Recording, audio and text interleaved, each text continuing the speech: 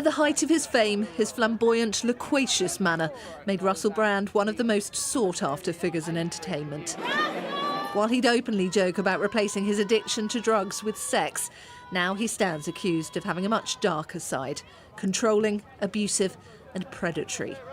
Claims which Brand vehemently denies, made by 4 women to the Times and Channel 4's dispatches, at a time when he was one of the most recognisable faces on British TV and attempting to conquer Hollywood. I've never ever spoken publicly about this before. Russell seems untouchable.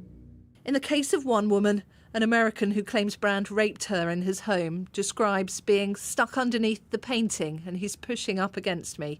I can't move, and I told him, get off, get off.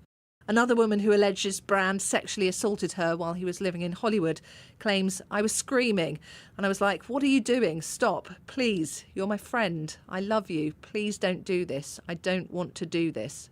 One woman alleges when she was 16, Brand would send cars to collect her from her secondary school during their 3-month relationship. And the driver once said, please, I'm asking you not to go in there. You could be my little girl and I would want someone to do this for her. She said he had such a sad look in his eyes.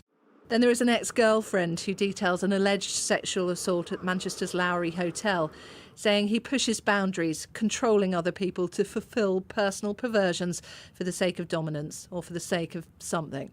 Preempting the story on social media, Brand strongly denied the claims, claiming it's all a conspiracy. Amidst this litany of astonishing, rather baroque attacks are some very serious allegations that I absolutely refute. These allegations pertain to the time when I was working in the mainstream, when I was in the newspapers all the time, when I was in the movies, and as I've written about extensively in my books, I was very, very promiscuous. Now, during that time of promiscuity, the relationships I had were absolutely always consensual. True or not, the allegations raise questions not only for Brand, but also those who employed him. This is Big Brother's Big Mouth! Like Channel 4 are accused of ignoring complaints on Big Brother's Big Mouth that Brand was pursuing audience members for sex, who tonight said they're appalled and looking into it. And the BBC, with insiders claiming multiple complaints were made about Brand's behaviour and nothing appeared to be done.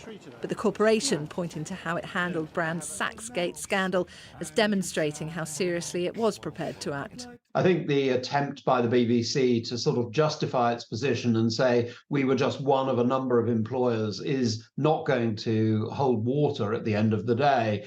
And I do think that there's going to be wider questions asked. Brand maintains that while he was promiscuous, his sexual encounters have always been consensual. The Metropolitan Police tonight declining to be drawn on whether they're investigating.